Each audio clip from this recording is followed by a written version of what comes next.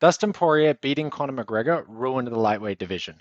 Dustin Poirier is asking for a legends only fight as his retirement fight, and there's no way that he deserves it. And the only reason people think that he does is because he beat this guy twice after he'd already given up on the sport. People think Dustin Poirier is a great fighter, but who did he really beat?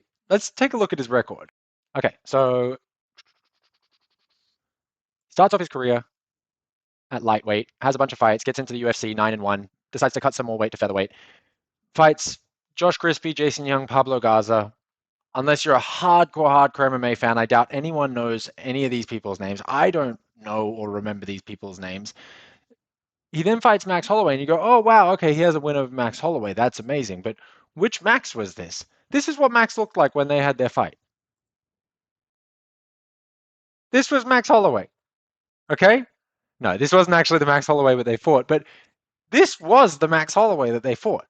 This is a 20-year-old kid. And look, I get that Poirier's 23 here, but 23 and 20 is very different. And if we look at Max's record, he was 4-0 when he made his featherweight debut in the UFC against Dustin Poirier. So your debut fight in the UFC is Dustin Poirier. Okay, Max loses that as a child. Then what happens for Dustin? So Dustin beats Max. He then loses to higher level competition, loses to the Korean Zombie on a headline card, loses to Cub Swanson, beats Jonathan Brookins, Eric Koch, Diego Brandao, Akira Korasani. Most people are only going to know Diego Brandao's name there. And Diego Brandao's record is 30 wins, 22 losses. Okay? At the time that he fought Dustin Poirier, he was 18-9. Okay? What are we talking about? Right? So at this point, I don't think anyone thinks Dustin Poirier is a good fighter, right? Then he fights Conor McGregor, loses. So after that, he goes to lightweight. Who does he beat? Carlos Diego Ferreira, Yancy Medeiros, Joseph Duffy. Again, does anyone know these people? Not really. Bobby Green. Okay. Is Bobby Green a good fighter? Really? At this point? What's Bobby Green's record? 32-17. Jesus Christ, when did you lose to Dustin Poirier? I guess you were only 23-7 when you lost to Dustin Poirier, but has that win held up? Do people feel good that Dustin Poirier beat Bobby Green, really? Then you have Michael Johnson. You get knocked the fuck out by Michael Johnson. You beat a journeyman Jim Miller. Look, I love Jim Miller. Great, fun, great, good guy. Not elite level fighter. Okay? Like, come on. Okay, no contest with Eddie Alvarez. To be fair, Poirier was winning this fight. And then Eddie Alvarez kneed him in the head a bunch of times. But they were having a brawl. It was a war. It wasn't like he was, dominating Eddie everywhere. He had clipped Eddie in some crazy exchanges. He then beats Anthony Pettis, which, okay, let's take a look at Anthony Pettis' record. Yeah, when he fought Dustin Poirier, he'd already lost the belt, lost to Eddie Alvarez, lost to Edson Barboza, lost to Max Holloway. He wasn't the same guy that beat Benson Henderson twice. He just wasn't that guy. He then goes on to beat Justin Gaethje, Eddie Alvarez, Max Holloway. And you would look at that and go, okay, those are three great fights. But let's just look at some of the moments that happened in the Justin Gaethje and Eddie Alvarez fight for a second. Okay, so this is end of round 2, I believe.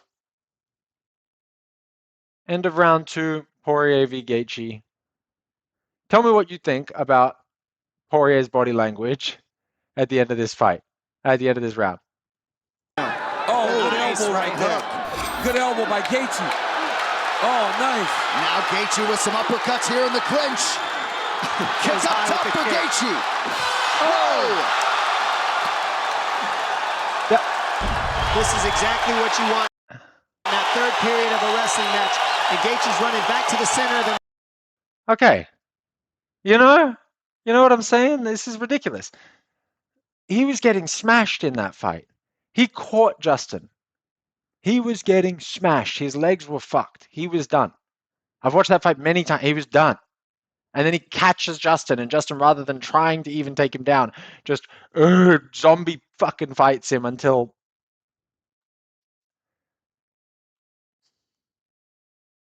You know what I mean? Anyway, he then fights Eddie Alvarez. Okay. He wins. Again, you go, okay, great. He beat Eddie Alvarez. This is what happened 10 seconds before the win with Eddie. Let's just watch. You get to watch Dustin Poirier beat Eddie Alvarez. Look at how much he's feeding his hips. Whereas he's not landing the big damage, but he's still able to actually move into it. He gets stood up. But then he throws. He just got stood up from a 12-6 elbow. Do you see this? His fucking coaches over here are telling him. See, it's tough for Alvarez to get big shots off, but he's controlling They tell him Poirier to with his elbow. hips. Look at how much he's feeding his hips. Watch, look, they're fucking Whereas he's telling him not to landing elbow. the big damage. So this fucking idiot and his camp and his team basically just fucking throw away this fight, and then 2 seconds Back to the center later, of the octagon here, about 90 seconds to go, round two. These guys just can't avoid controversy. Oh! Big knee by Poirier. He hurt Alvarez. Alvarez is hurt again. Alvarez tries to level change now, cover it up. Right eyes already closed. You see if Poirier takes his time like he said. Oh, big knees from Poirier. Alvarez dealing with some swelling with that left eye, and the pressure from Poirier continues. You see him trying to take his time and find his shot a little bit better. Alvarez is done. Eddie Alvarez big is done. right hand. Alvarez is still swinging. Look at this. What a warrior, Eddie Alvarez. That's the Poirier finish. That was it. Dustin Poirier. are you fucking serious? Like, okay, don't get me wrong. Finish the fight. Incredible. Like, good work. Eddie Alvarez is a fucking retard. Okay? Like, there's no other way to say it. The guy's fucking retarded. How do you throw away 2 fights against Dustin by fucking kneeing him in the head like a moron, and then 12-6 elbowing? Did you not learn the rules in between? Fuck. So anyway, Dustin gets both of these fights, right? And then he gets the rematch against Max Holloway for the interim UFC belt, which Max is notoriously known for calling himself Muffin Top Max. He took the fight on short notice, blah, blah, blah, blah, blah, blah, blah, blah, blah, whatever. Let's just say that those 3 pretty good wins. He then loses to Khabib, okay? Not bad. Everyone loses to Khabib. You can be an elite level fighter, lose to Khabib, whatever. You beat Dan Hooker, okay? Let's see if I can find.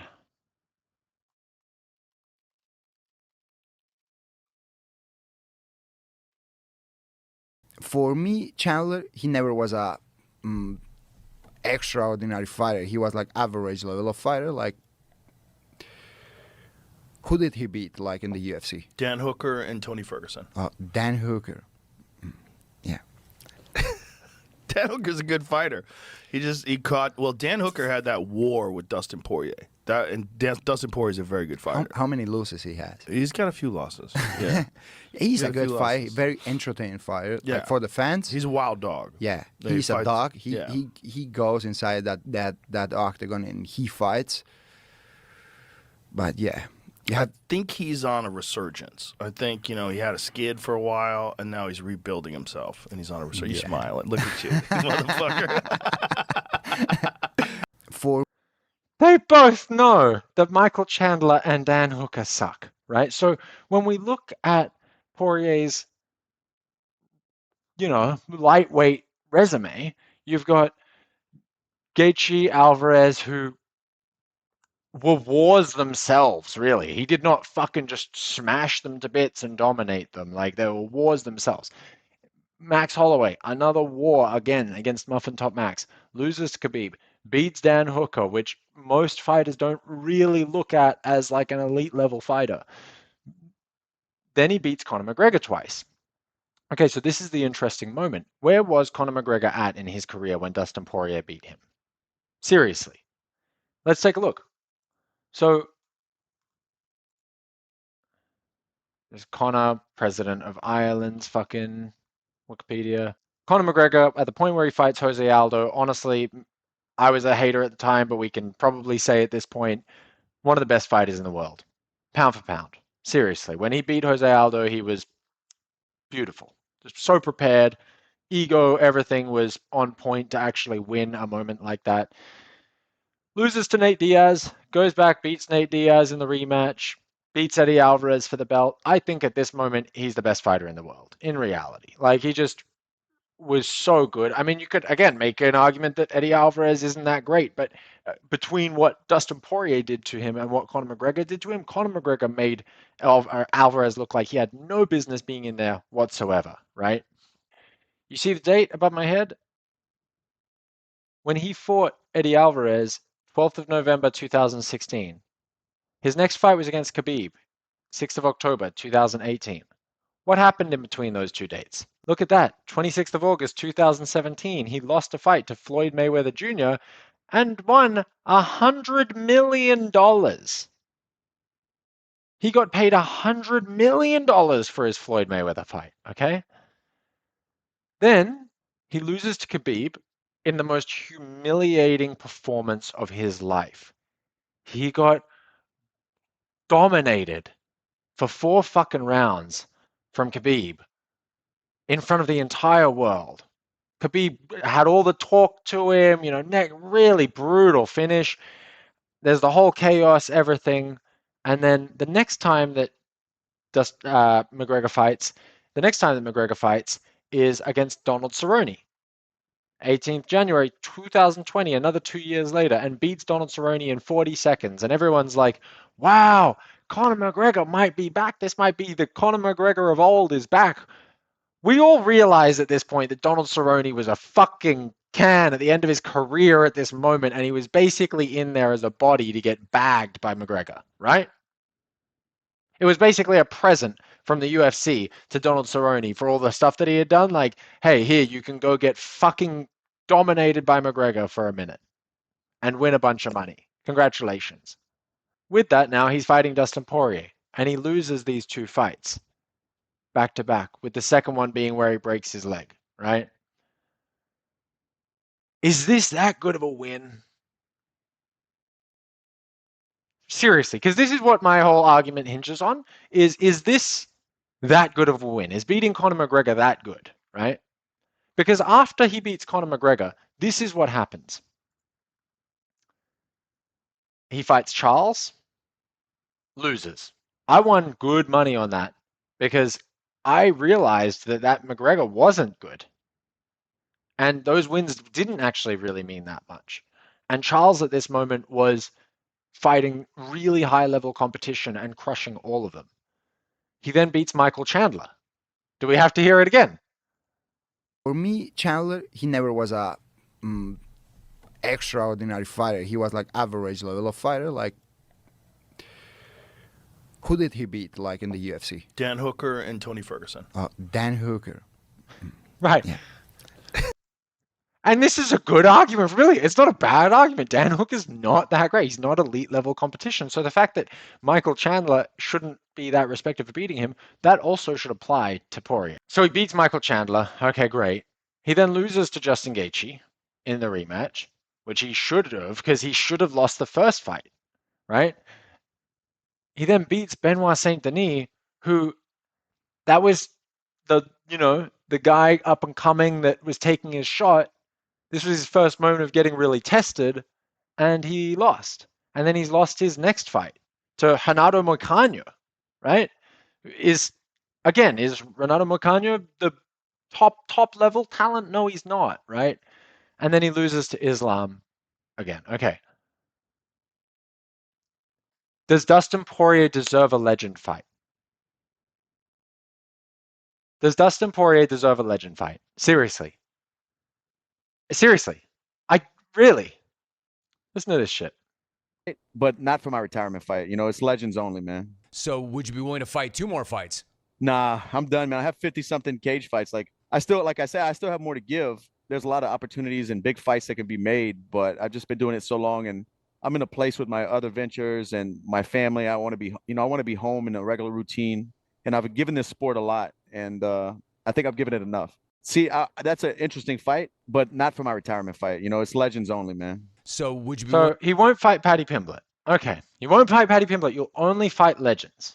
Okay, well, let's take a look at the UFC lightweight rankings. Okay. So this is the UFC lightweight rankings, right? Obviously, you're not getting a title fight. You're retiring, and you've lost to the champ. Okay, great. So you're 5th, Dustin.